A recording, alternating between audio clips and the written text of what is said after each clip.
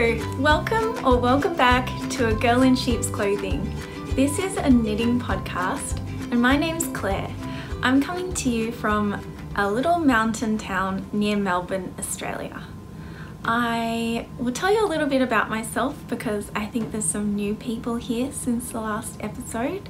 I'm a textile design student and I live with my husband and my little boy who's just over 2 years old and our cat in the Dandenong Ranges, which is near Melbourne.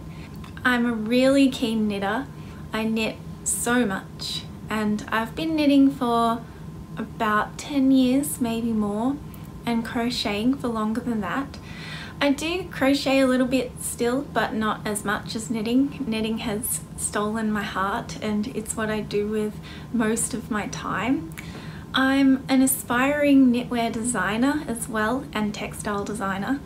I have some knitwear patterns that I've written and I have released but have since taken down because I didn't have the mental space or capacity to do pattern support or just be active in the knitting community. And yeah, so I took them down, but I might put them back up again soon because I'm getting back into the swing of things and this podcast is certainly helping. I've actually been working on a design recently, which I'll show you soon. Okay, so let's jump into it. Today I've got 2 finished objects and 2 works in progress to show you. The first finished object is this cardigan that I'm wearing now. It is the Champagne cardigan by Petite Knit. Now I knit it in a worsted weight, worsted spun Peruvian Highland wool Cascade 220 in this beautiful vibrant reddish orange color, which I am obsessed with. I love it.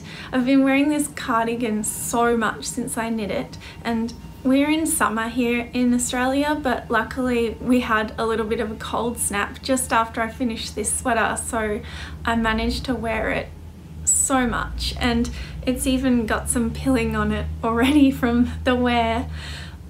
This is gonna sound crazy, but I even wore it to bed one night. So it's that comfy. I didn't wear it to bed. I went to bed and then I got really cold in the middle of the night and this was sitting right next to my bed.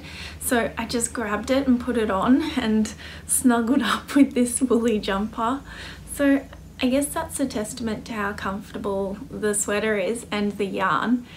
Cascade 220 is a really nice yarn, I think, anyway. It's really affordable and it's really versatile and pretty well wearing. Although in saying that, this does have a little bit of pilling. I think that's because I knit it at a fairly loose gauge, and because I've knit other things in this yarn and it held up so well.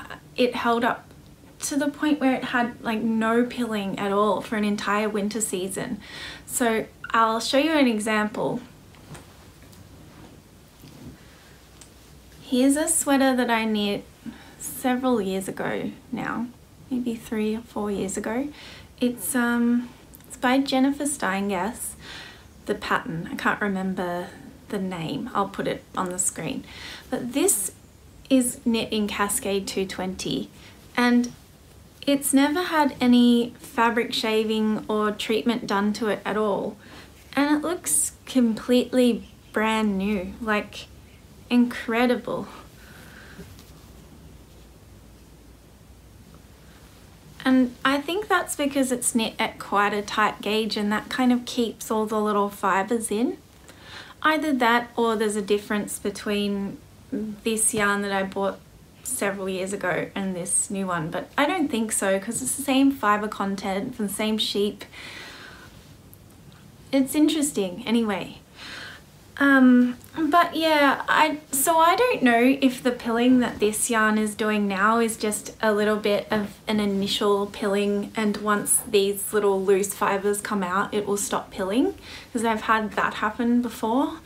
I hope so, because one of the things I love about this, and the reason I've been wearing it so much, is because this yarn is so sturdy and I don't worry about it like I do with some of my finer yarns that are a bit more expensive and fine fibers. You might neatly fold them up and put them aside when you get in the house and throw on something that's a bit like you can get messy. And you know, I've got a toddler and I'm really into baking at the moment, so I wouldn't be wearing some of my more beautiful sweaters for that. But this one I've been wearing for everything, and I think even though it is wearing a bit, I think it's okay, because it's, I don't know, there's just something in my mind about this yarn that it's tough, so I can wear it for anything. And at the end of the day, isn't that a really good thing if you wear your knits more often? So yeah, it's something to think about. Food for thought. I might give it a fabric shave and see what happens, and then keep wearing it as much as I have been and report back to you. So I love this design, the champagne cardigan. It's just so nice. It's so classic, and I've felt really cool while I've been out and about wearing it. I've worn it to a 2-year-old birthday party at the playground, errands and things, doing everything in this cardigan, and I've just felt like a really cool mum. I don't know, I've just felt like a bit cooler than normal. The playground that we went to for the little birthday party was in a kind of trendy area, and I felt like really cool just with all the young mums just wearing all their cool clothes. I just felt like I was just as cool as them wearing this. So silly. Anyway, I was saying in my last episode where this was a work in progress that it reminds me of the brand Barbar. They have these beautiful chunky sweaters that are a bit oversized and in proper wool, and they're really gorgeous. And I just felt like I was like one of the Barbar models, or one of the people they show on their Instagram wearing their knits, just looking cool. Yeah. So the way this cardigan is knit is top down, and it's flat obviously because it's a cardigan, so there's a lot of purling, which didn't go that well for me at the start. I had COVID when I started this, or yeah, I was still recovering from COVID, so I had a bit of brain fog and I couldn't figure out whether it was my knit or my purl row that was tighter. So there's a bit of sort of striping that you get when one of your rows is tighter. I kept thinking that my purl row was loose, so every time I'd get up to the purl row I'd really tighten it up and try knitting it as tight as I could, and then as the fabric kept developing I was like, hey, it looks like it's actually getting worse. Maybe it's my knit row. And I know this sounds so dumb, but I blame the brain fog a little bit, but also because stockinette is a 2-row stitch repeat, or 2-row stitch pattern, it can be really hard to tell which row is which, because when you've got the loops on the needle, it's not actually, yeah, so as you're knitting you can see the row underneath, and the row you're knitting at the time is the loops that are still on the needle, so you can't actually see that row develop until you get to the next row. So yeah, I just couldn't figure it out, and so it's a little bit wonky. It looks handmade, but I'm totally fine with that, and as I said, I felt like I was a real cool cat while I was wearing this, so it doesn't bother me at all.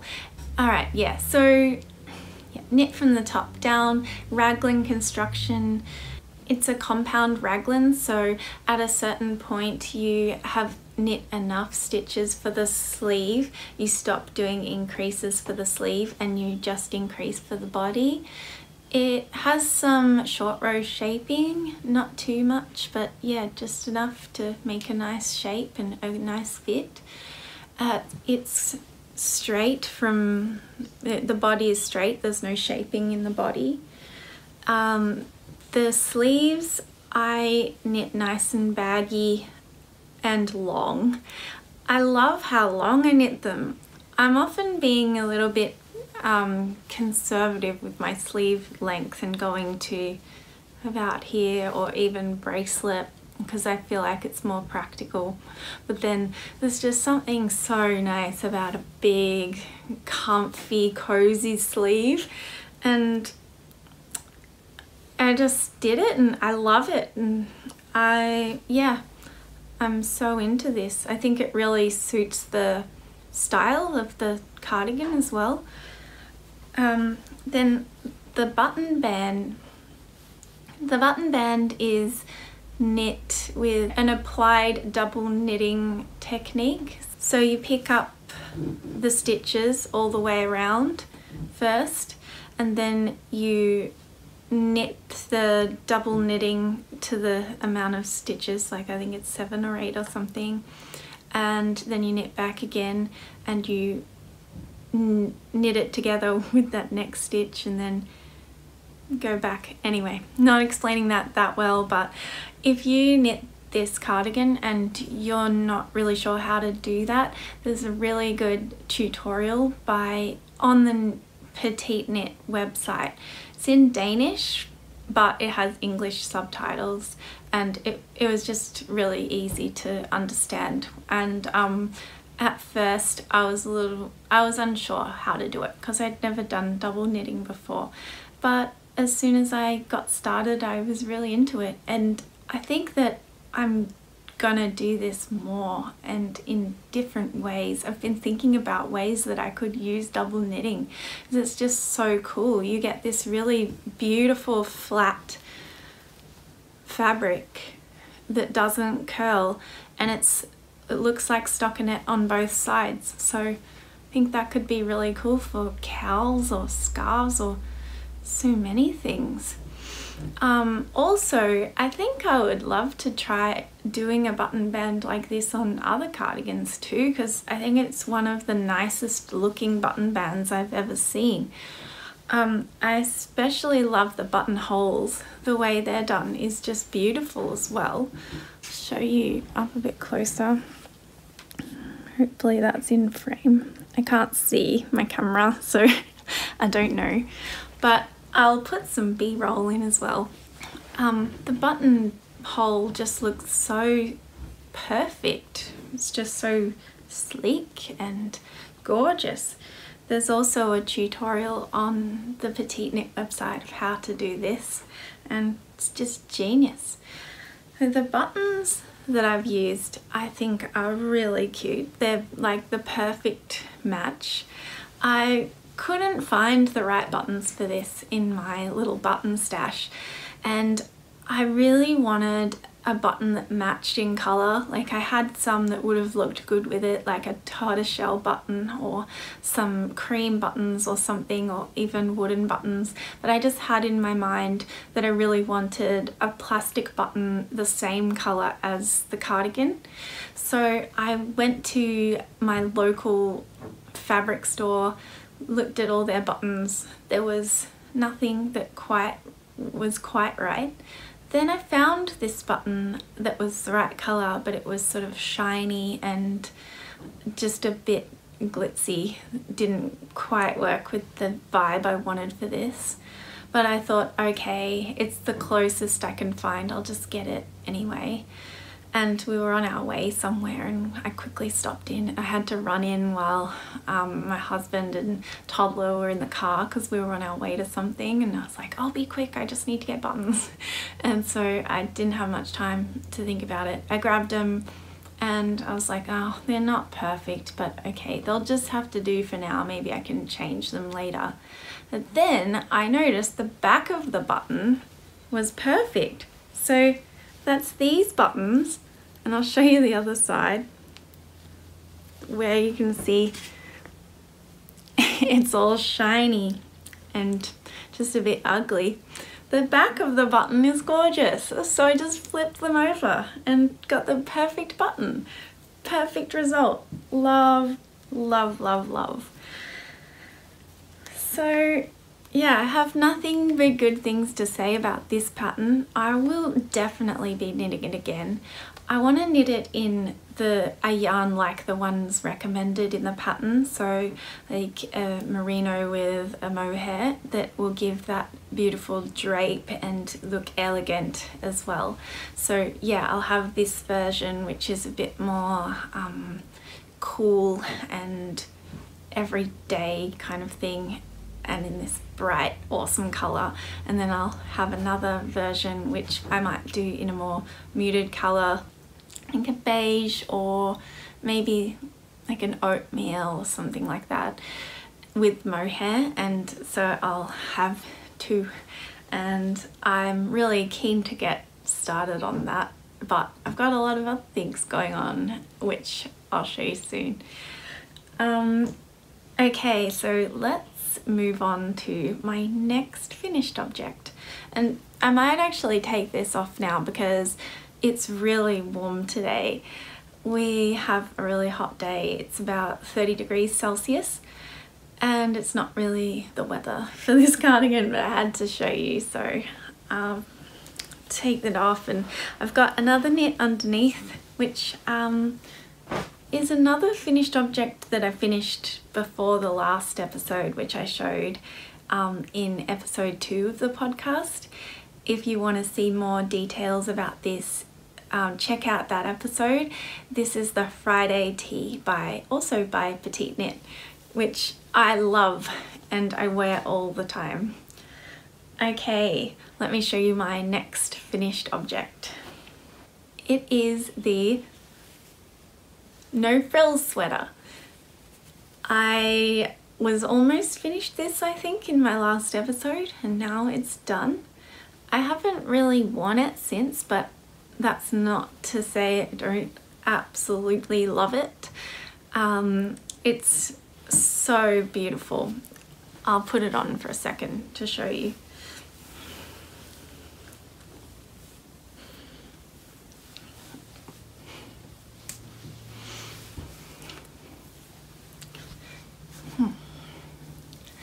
Another Petite Knit pattern. I'm on a bit of a Petite Knit kick at the moment because I really just love her patterns. I do. I love them. They're amazing. She's just such a good designer, and I know there are plenty of other amazing designers out there, but I'm just into hers right now, and I really like her way of writing, and it's inspiring too. Okay.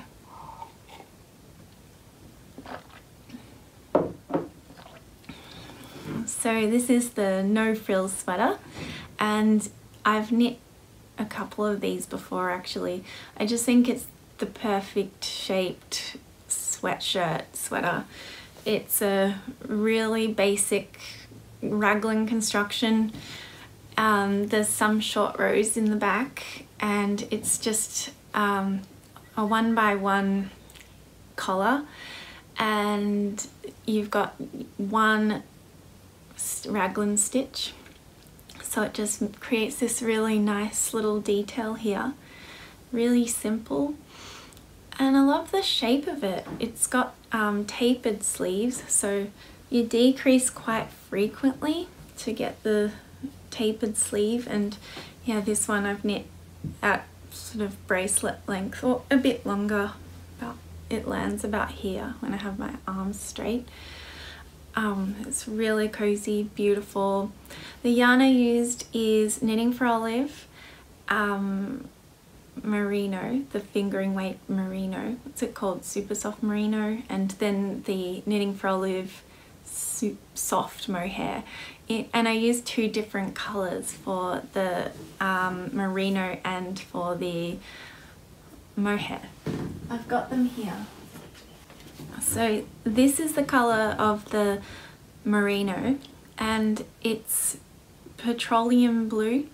And this is the color of the mohair, which is deep petroleum blue. So the same color, just different tonal value, and they just go so well together. They create this really beautiful mild look, which isn't too intense, but it has just enough visual interest, I think, for a really nice simple sweater like this. I can tell that this is going to be one that I'll wear a lot. I feel really comfortable in it. I love the colour. I think it suits me pretty well, even though I'm usually more of a warm toned girl. I do love blues, and especially these blues that have a bit of green in them, and this depth of colour is just gorgeous. I'm going to take it off now because it's so warm. Yeah, so I highly recommend this pattern, especially for beginners. I know a few beginners that have started out with this as their first sweater and went really well with it.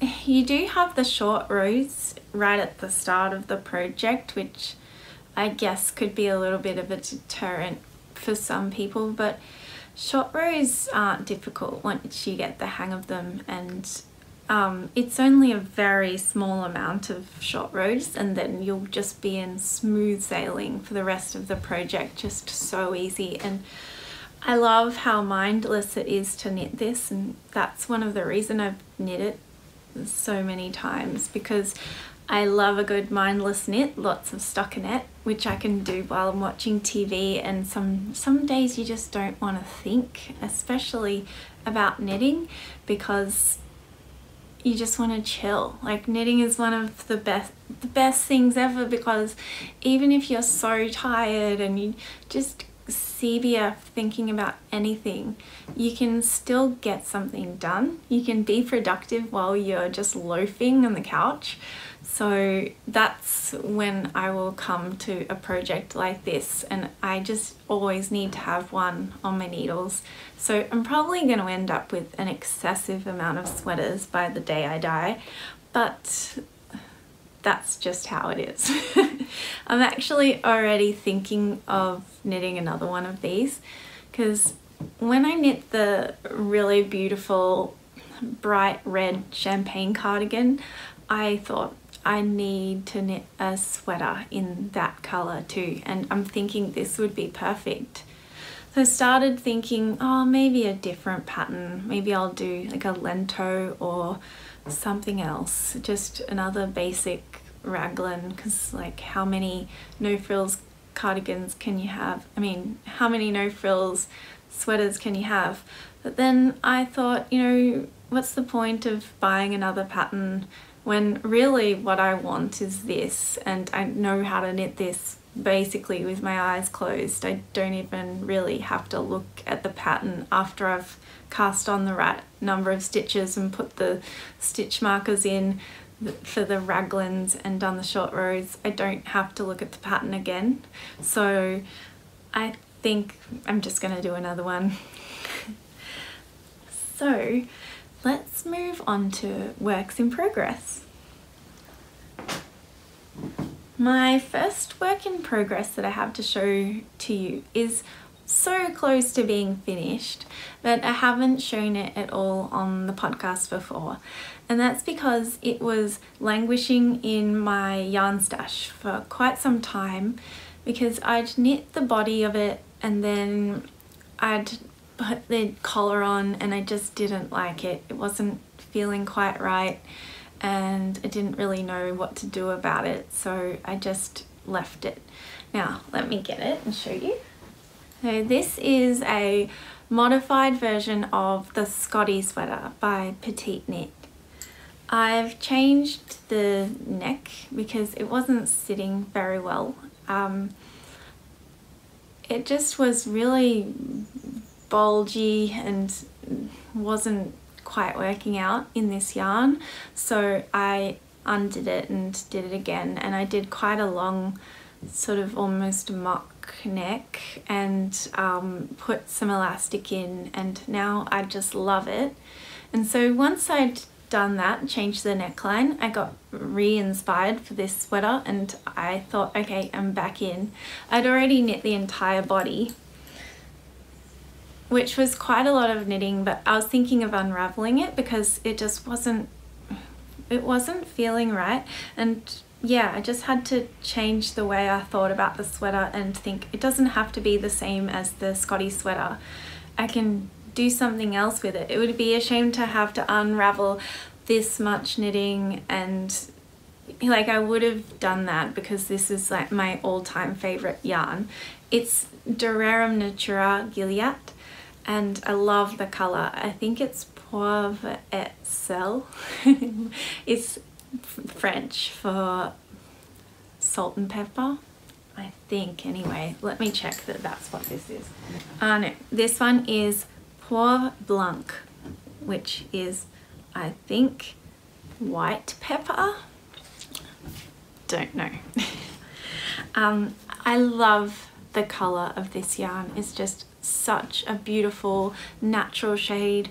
It's like a off-white, I guess, beige or black pepper, white pepper. It's a really good neutral. It's just got little bits of darker yarn in there, like you've got the white strands and then you've got the dark brown, and they sort of all come together to make this symphony of beautiful neutral goodness. It's, yeah, my all-time favorite yarn, so I was gonna happily unravel it and turn it into something else. But then once I'd re-knit the collar, I thought, I can make this work. So what I did was I changed the bottom band as well to be a bit longer, to match the collar that I'd done. And then because I'd just knit my champagne cardigan with big oversized sleeves, I thought I'll do that on this one too, and I think that would really suit this. And I went actually even bigger, and I did a completely straight sleeve with absolutely no shaping at all.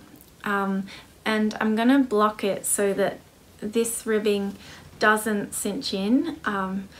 It just naturally wants to, because that's what ribbing does. But if I block it so that it's straight like this, I think that would be a really cool look, and I'll show you what it looks like on.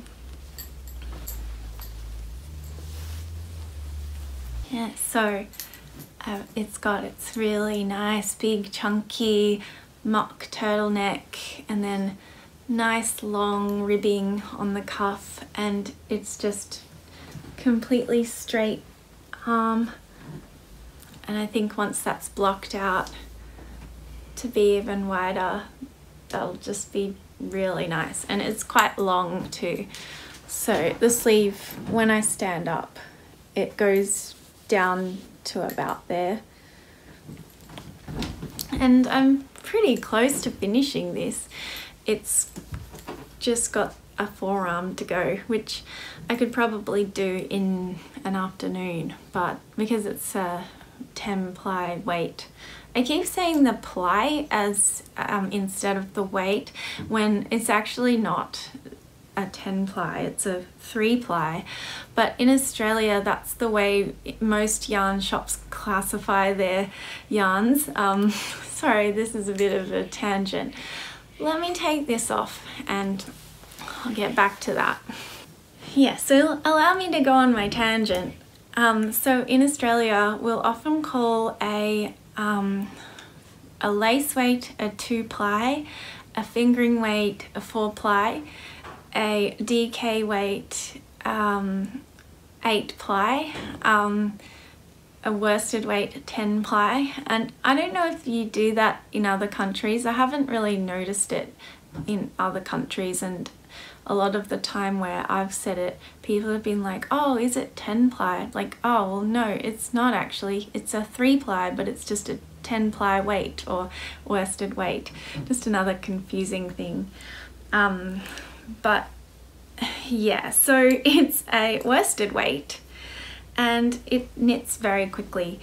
I think that part of the reason I haven't finished it is because I don't have my next mindless knitting project ready, so I'm kind of like scared that I'll come across a moment where I really need mindless knitting. Oh, sorry, just give it a moment. I think I do this a lot actually, where I just don't quite finish a project because I don't yet have another one of the same type that I might need at some point. Like, you never know when you need a little bit of plain stockinette or easy knitting to do, because my next work in progress is a lot more thought intensive and hard on the hands, and everything about it is hard. So I just don't have another project like this to knit, so that might be why I've been stalling on this. Yeah, so maybe what I should do is cast on another nice mindless project. But I'm actually really excited about my next WIP, so wait a second, I'm not quite up to that yet. I'll finish talking about this. Okay, so the Scotty sweater is a set-in sleeve design, and the Petite Knit version has these beautiful faux plaid detail which is embroidered in vertical and horizontal stripes. It looks just so cute, and it's funny that I've knit 2 of these now and I'm not going to do those on either of them, but it's not to say that I don't think they're really cool. I definitely want to do that, and I think I will do another version with that. I just don't think it would suit this one.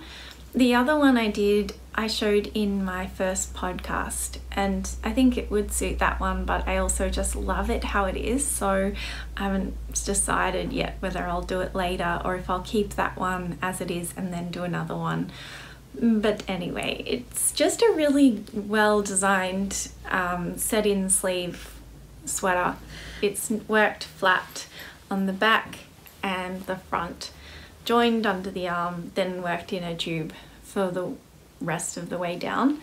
And then for the sleeve, you do short rows to create the sleeve cap.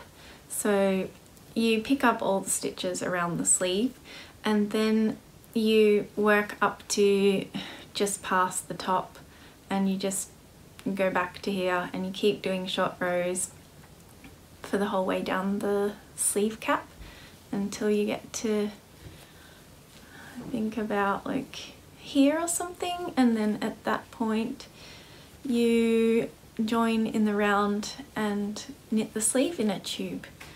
So yeah, I just love the way a set-in sleeve fits. I think it creates a really nice more tailored kind of fit. So I think it's worth doing all of that extra work. This is not actually extra work, it's just short rows.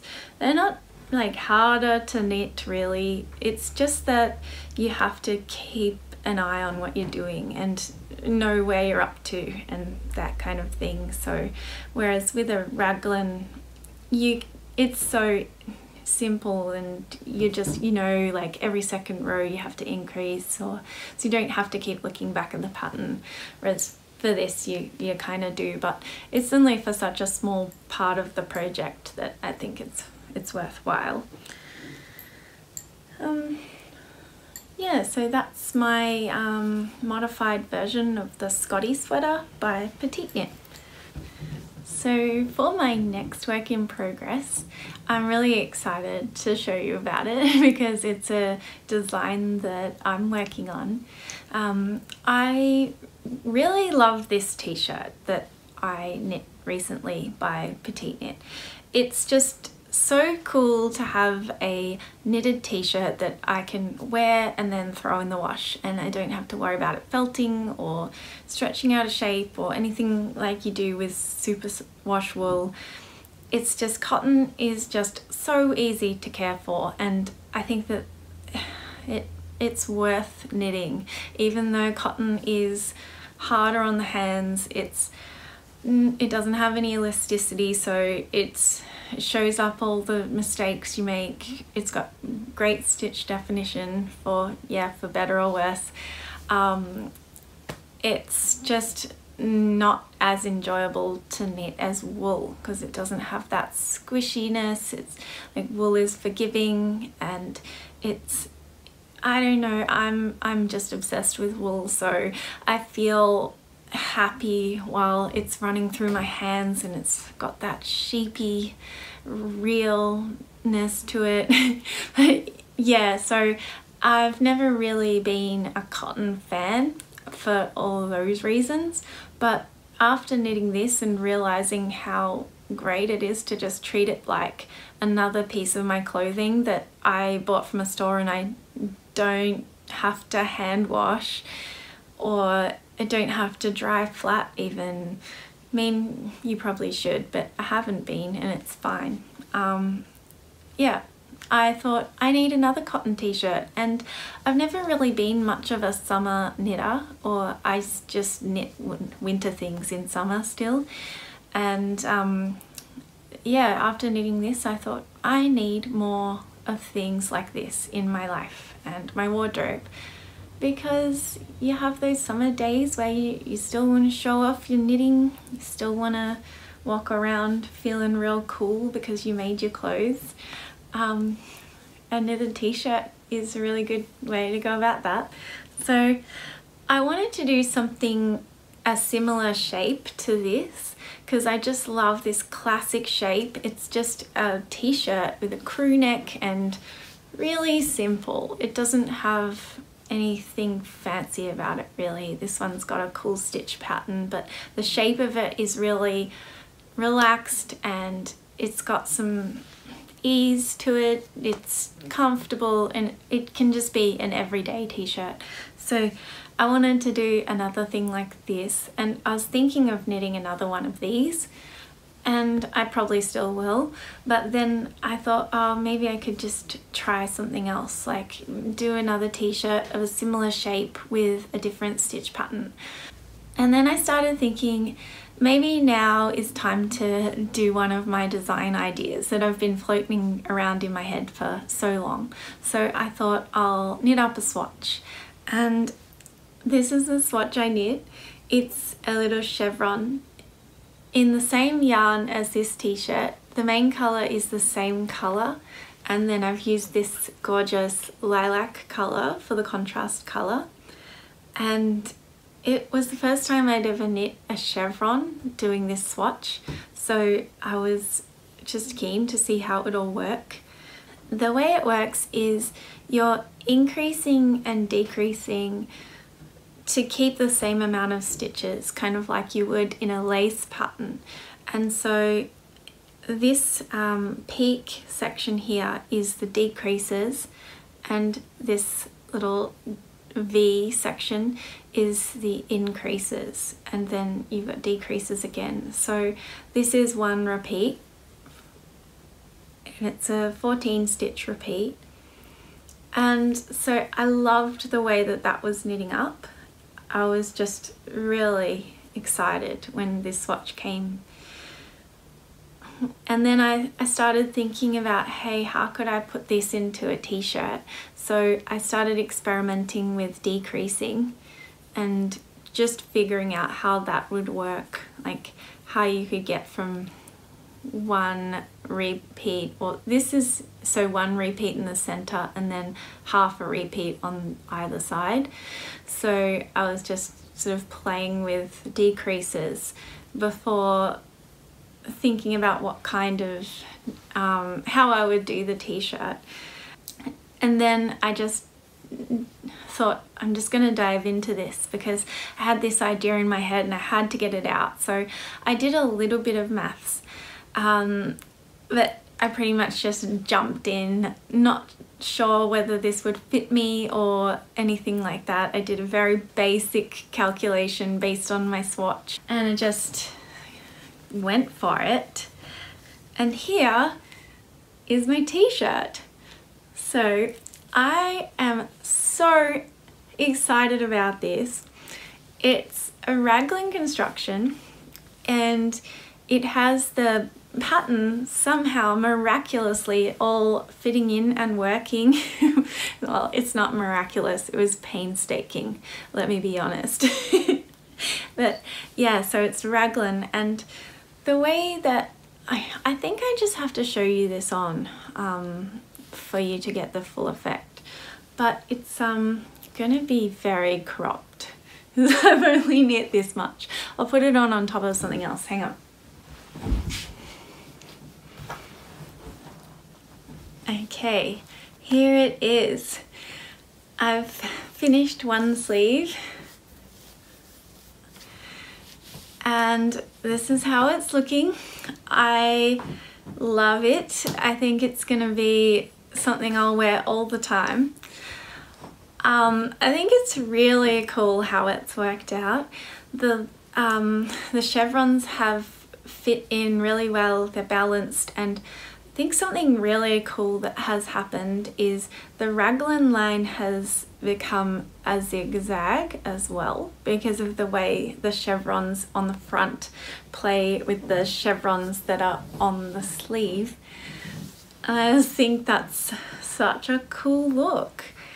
So as I was saying before, it was painstaking because I just was so keen to start and get this idea out and find out whether it would even work with raglan increases and all of that. I just cast on sort of an approximate number of stitches that I thought might work, and I'll show you some shots of how it was. I ended up doing the neckline way too high and tight, and even as it is now, it's a little high for my liking. I think when I do another version of this, I'll scoop the neckline a little bit more. It was so tight that I could only just barely pull it over my head. So it had to change, but I wanted to keep knitting and see whether it would work when it got to the point where I where I joined for under the arms, to see whether the pattern would all fit in properly and whether this would look good on. Like, I wanted to try it on because I wasn't sure how much time to invest in knitting this if it wasn't even gonna work. So yeah, I had to keep going. I got to the point where I split, keep saying split, where I joined for under the arms. I tried it on and I was like, yes, this is it. I love it. And really at that point then I should have just said, okay, it's time to start again, start a new one, how I know it should be, and write the pattern as I go. But no, I thought this is a lot of knitting. It's cotton, and it was, I think because I'd spent so much time on it, I thought I had a bit of that like sunk cost fallacy kind of thing. So I thought, okay, I'm gonna do some sweater surgery. So this was after I'd put Alex to bed. Alex is my son.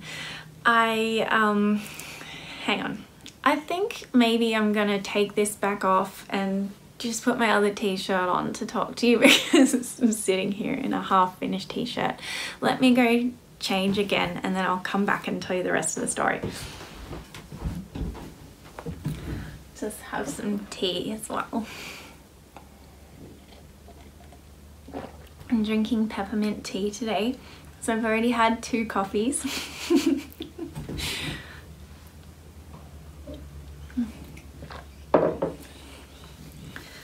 Okay, so where was I?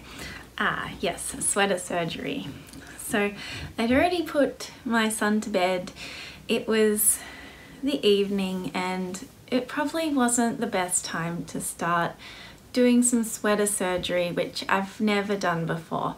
But I just was so excited about this and so keen to see how it was going to turn out that I really wanted to fix the neckline. And because it's knit from the top down, you can't unravel knitting in the reverse direction. Well, I mean, you can, one stitch at a time, but it's so painful and tedious that it's just not worth it. But then I thought, what if I cut into it and then pick up the stitches? And I was feeling brave, so I just went for it. I did the sweater surgery and it was a success.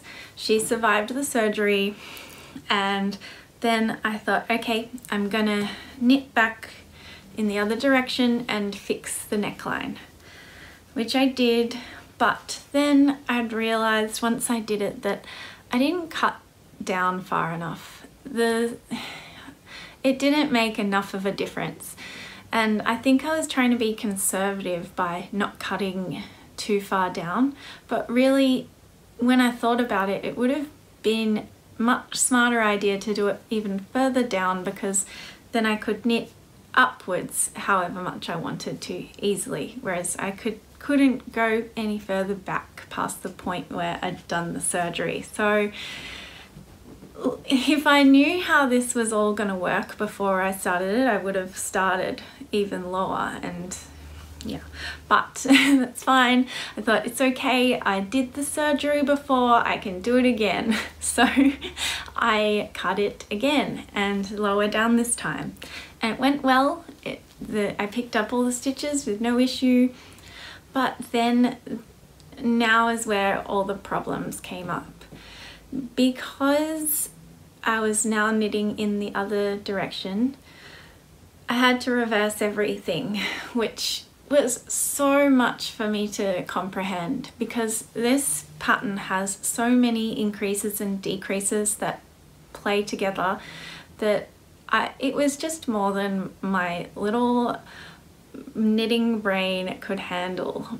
I made so many mistakes. I had to keep going back so many times until I finally figured out how it worked. I had to do everywhere where I'd done increases, I had to do decreases, and that includes the raglans, and then the placement of where they are changes as well, because when you're decreasing, you're taking a stitch away instead of adding a stitch in. So I had to figure out which stitch to take away.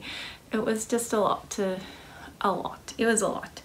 And yeah, so when I first did it, I did it wrong because I didn't even think about that. I just started knitting the chevron pattern the same way that I had before, and it did it reversed, and it came up with these funny like lumpy bubble back, and I was like, hey, this isn't right. But then I ripped it out, I did it again, and then I came up with some more issues where I thought because the chevron creates a rippled edge, I thought that could look really cool, where I would instead of doing a collar like this, actually use that as a design feature and do an I-cord neckline, which yeah, I tried and it did look cool, but it was still too tight, and then I just came back around to wanting it this way as well. So then I thought, yeah, with the chevron creating that undulating edge, it would make a bulge when the chevron comes into contact with the straight ribbing. So it had little bulges along the back neck, which didn't look very good. So I started thinking about all these ways I can fix that, and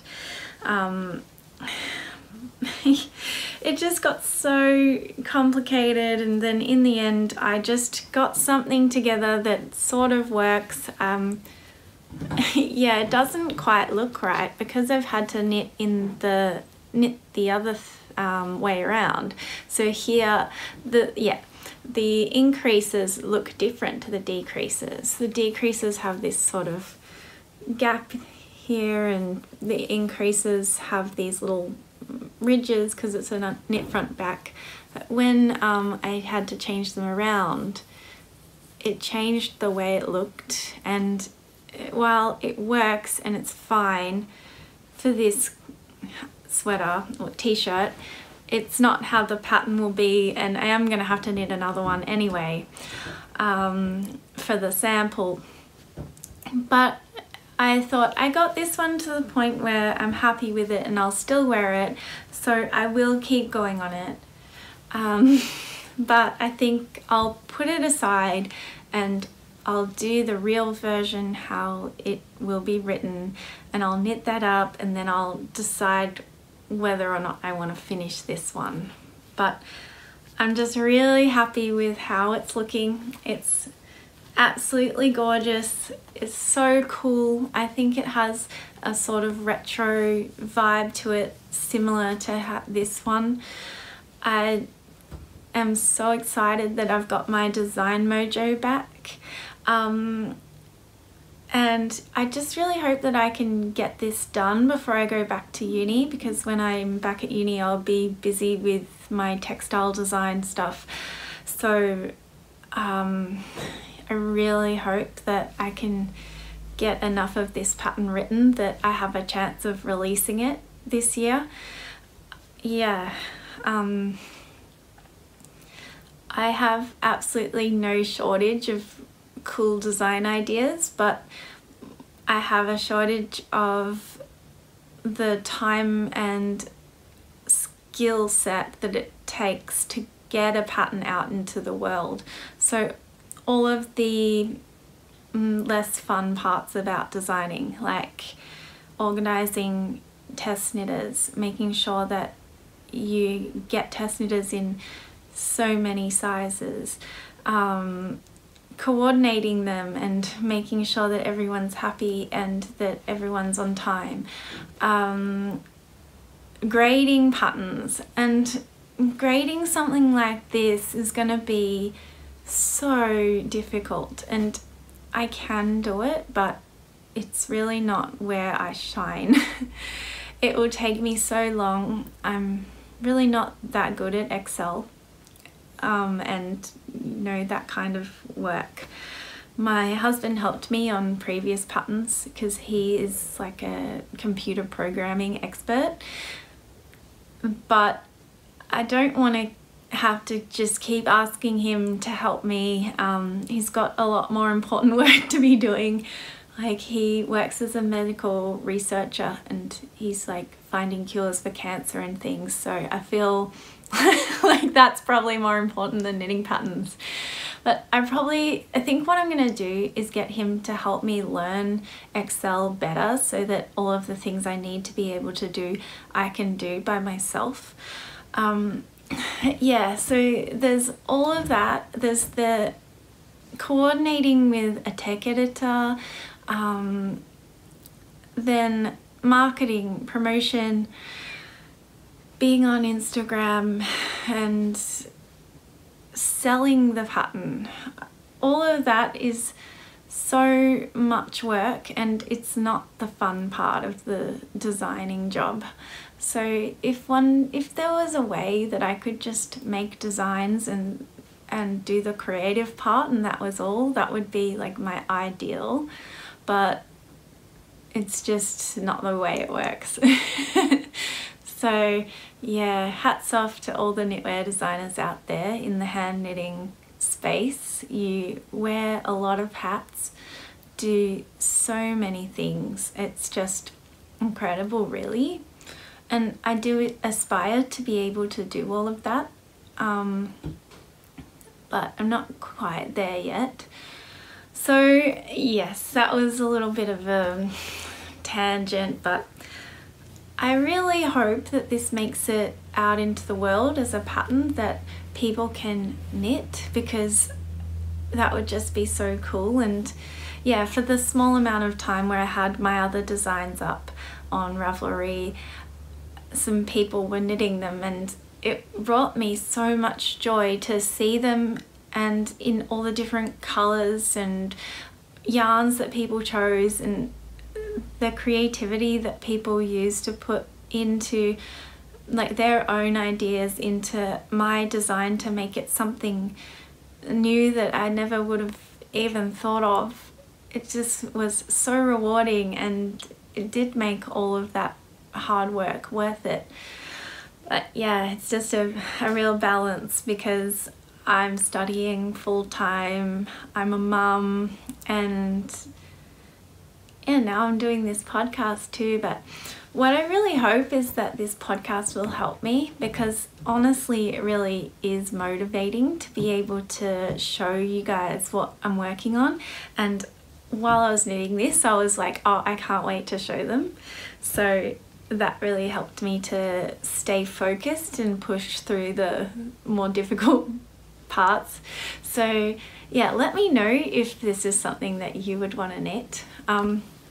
Yeah, the other reason why I'm reluctant about this pattern is because I don't think it's going to be particularly a well-selling pattern, because it's a lot of work knitting in a fingering weight cotton, and it's a t-shirt. It's not something that will appeal to everyone, and that's fine. It doesn't really matter. I'm not like doing this to make a lot of money or anything. Knitwear design for hand knitting is not a very lucrative profession unless you're like one of the big name designers and everyone is knitting your patterns, like Petite Knit or Andrew Mowry or, you know, Stephen West. If you're, or Caitlin Hunter, if you're one of them, I'm sure you can make a very good living off it. But if you're someone like me who will be doing it part-time and mostly as a hobby, I think it won't pay itself off. When you think about all the money that goes into organising the testing and the... Anyway, I'll stop there on that one. What I'm trying to say is I really hope that I turn this into a design and get it out into the world. If I don't, and you wanted to knit it, apologies. But I think there's a chance I'll do it. Just give me some encouragement in the comments if you think I should work on this design and if you might want to knit it. That would really help. Okay. I started knitting some swatches for my next project, and I don't think it's gonna work out, but I'll show you them anyway. Go grab them. I was talking to my friend Hannah on Instagram from Circus Tonic, the hand dyer, and it reminded me I have some of her absolutely stunning yarn in my stash, which I've been wanting to knit for a while. I am not really that into knitting hand-dyed yarn anymore. I think I just overdid it when I was a yarn dyer. I knit mostly with my own hand-dyed yarn, and I always was just looking at other people's projects knit in beautiful, more natural yarns and non-superwash yarns, and feeling a little bit like, oh, I need more of that in my life. But I had to knit with the yarn I was making because I was selling it, and it, you know, I had so much of it as well. So I think I have gone through a bit of a phase of not wanting to knit with hand-dyed yarn, but every now and then a hand-dyed yarn colourway just really speaks to me. It looks stunning and I just have to have it. And my friend Hannah is a very talented dyer. Her work is absolutely beautiful. She came out with this colourway Rapture, which is the most beautiful warm toned peach and pink and speckles. I'll show you up a bit closer. it's got little speckles of purple and some of the natural colour coming through. I think it's just absolutely beautiful, and it's in the colours that I love. I think suit me quite well because they're really similar to my colouring. I bought a sweater quantity of this, I think maybe a year ago or something, and so it's been sitting in my stash and I've been waiting to make a project with it. And then so I was talking to Hannah the other day and it reminded me, I've got this yarn, I've got to make something with it. So I caked one up, and here it is in its beautiful little cake, and then I started swatching. So I wanted to combine it with something to kind of mellow out the colour changes. I think that it can look really nice if you've got a very heavily variegated yarn like this. Pairing it with a silk mohair or another yarn in a plain colour can just sort of help tile the colours together so the variegation is a little bit smoother. So I have this really beautiful silk mohair by Along Avec Anna, and it's the colour I think goes really well with this. I thought these could just make a really beautiful, romantic, kind of dreamy fabric. So I knit up a swatch.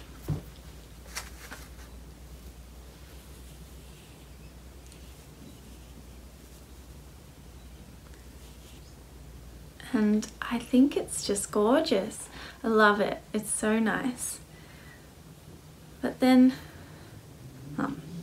I'll get into why I don't know if I'm going to knit it in a second. I'll show you the next swatch. So then I thought maybe I wanted to tone down the marling even more. So I thought I'll try knitting it together with a plain white wool as well. So that's these three together.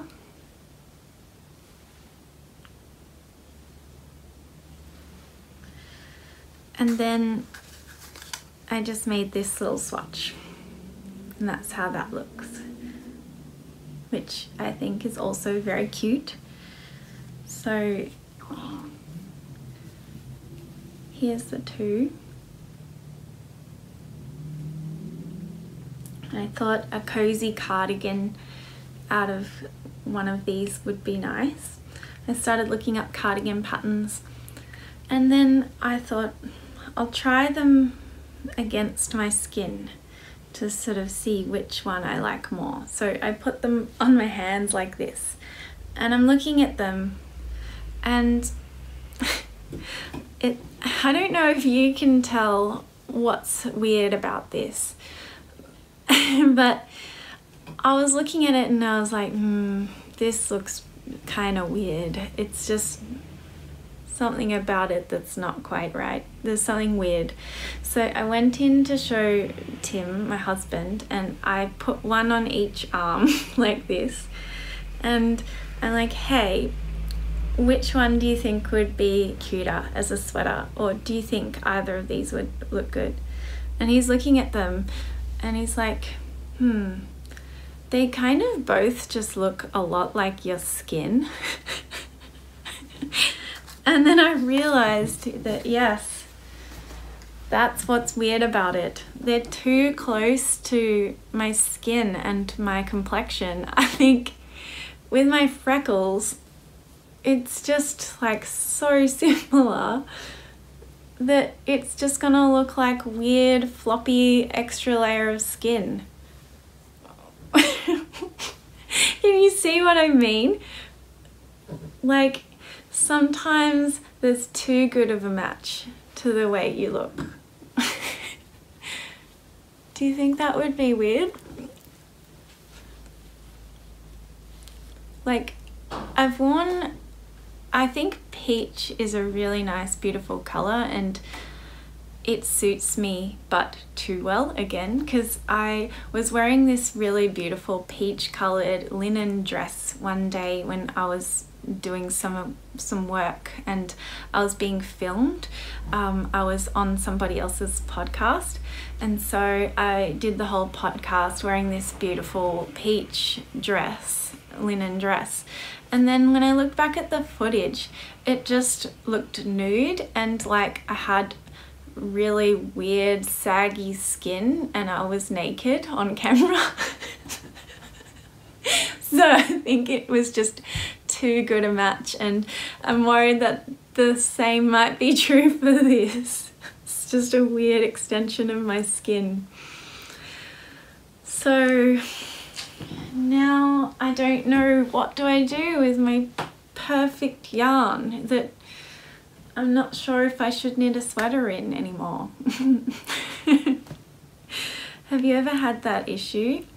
You think something just suits you so well and then it turns out it suits you too well that it's creepy.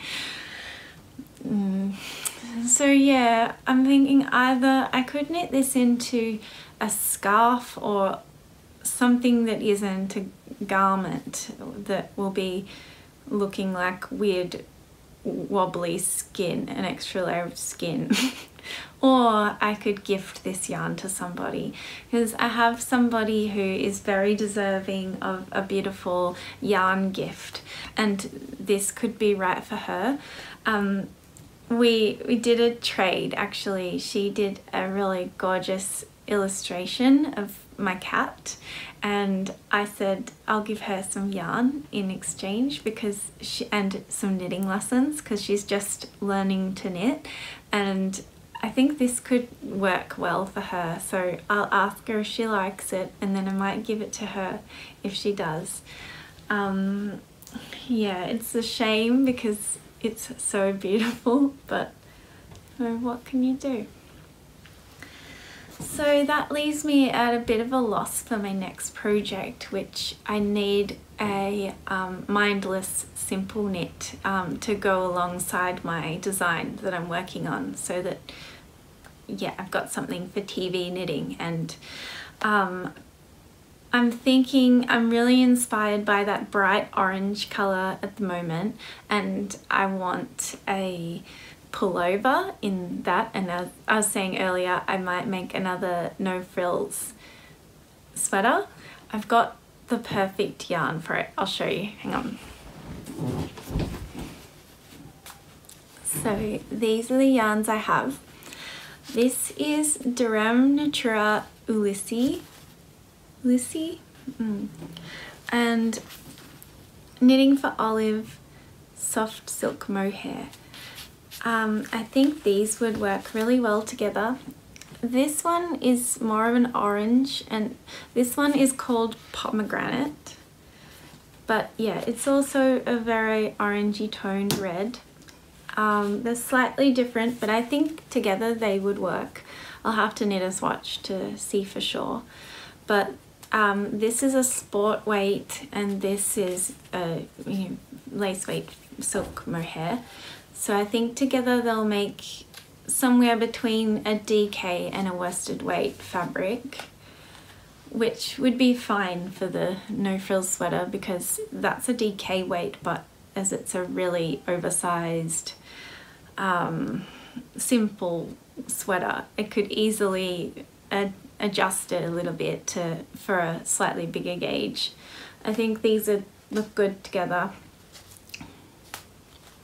I think this would be gorgeous, so I might knit a swatch and then decide. I've also got a lot of other beautiful yarn to work with. I have a pretty excessive yarn stash, and I wasn't sure whether or not I was going to say this on the podcast because then I'll have to be accountable, but I'm doing a no buy year for yarn and clothes this year. So far so good, but then again, it's only February, so I can't pat myself on the back just yet.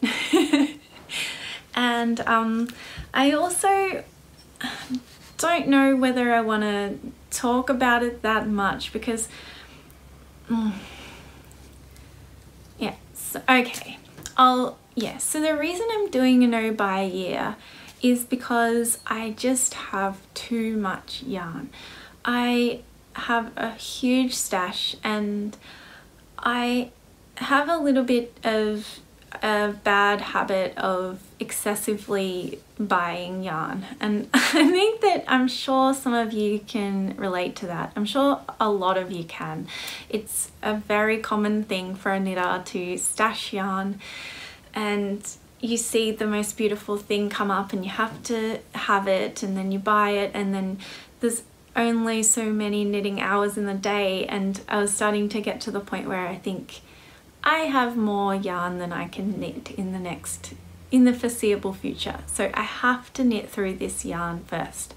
And then what starts happening is your tastes change a little bit, and you have all this yarn that you loved 3 years ago when you bought it, and now you love something new. So I'm just not really sure what I'm gonna do going forward after this no buy year, whether I'm gonna just try and buy yarn for the project at the time, because I do like having a yarn stash as well, so that I can just go shop from my stash and get something without having to wait for it to get here, and get inspired by the yarn.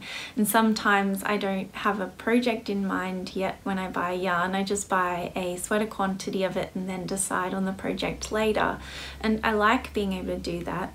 And as a textile designer, I'm really interested in fabric and playing with yarn and fabrics. So it's not always the case where I will find a pattern and then find the yarn for it. Sometimes it goes the other way around. So I think having a stash is a good thing for me, but I think I need my stash to be just somewhat more manageable size. Maybe I'll show it to you. I might put some B-roll in for it, or maybe I'll even do a whole stash tour video.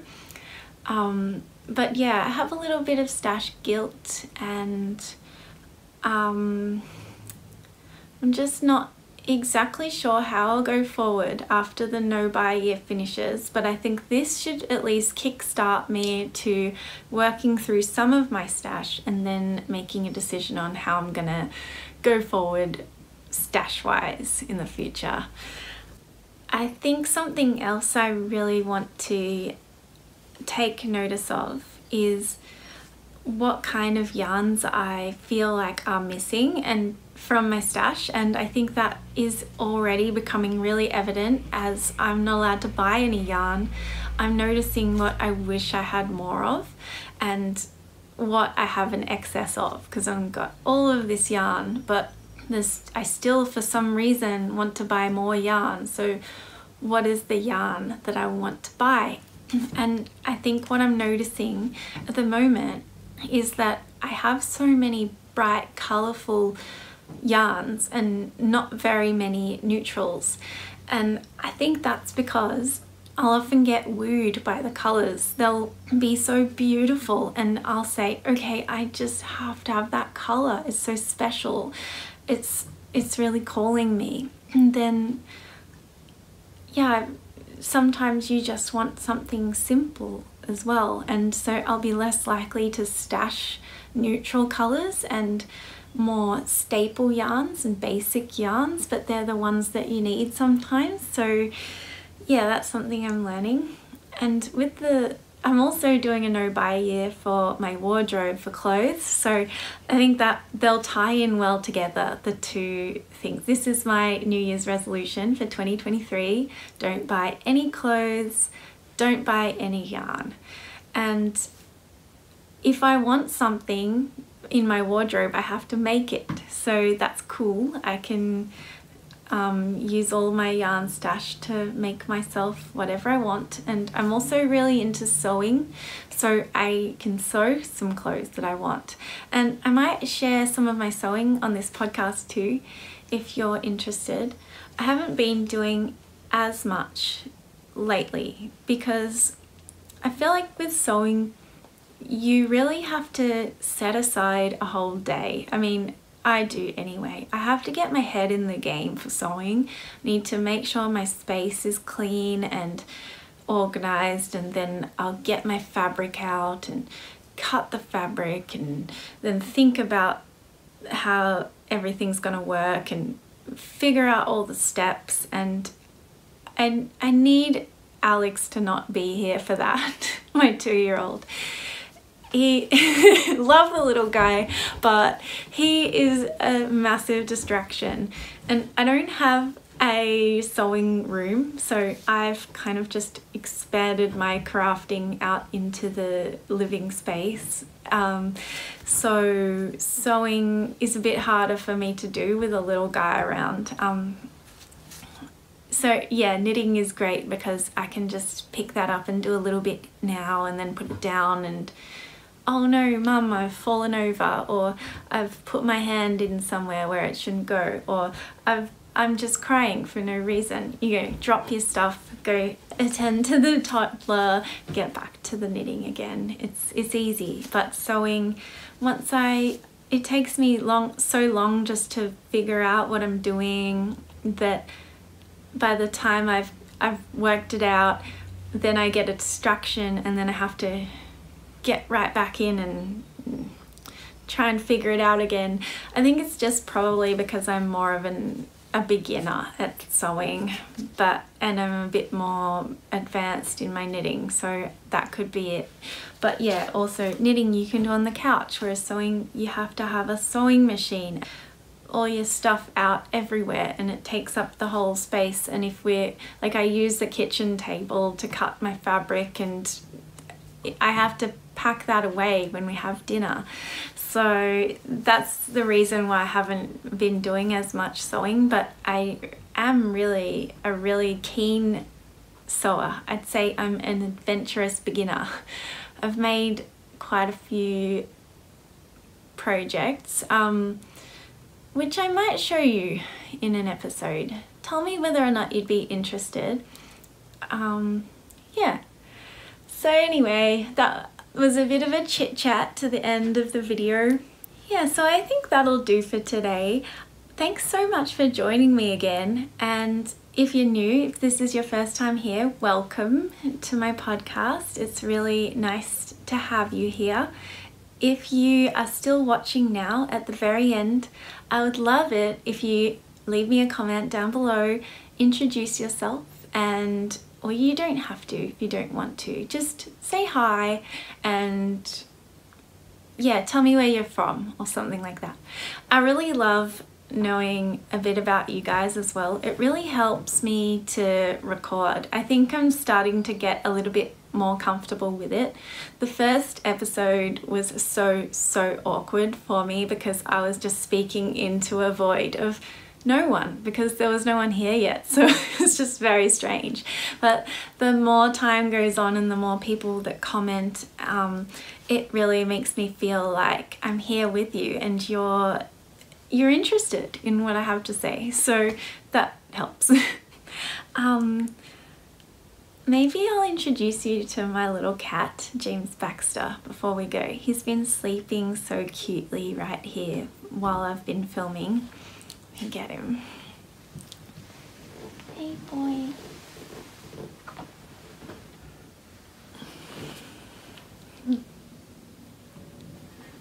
Say hello. This is James Baxter. He's such a good cat. He's so good with my 2-year-old. So patient and tolerant. Poor little guy. He puts up with a lot. Yeah, he's been here with us this whole time.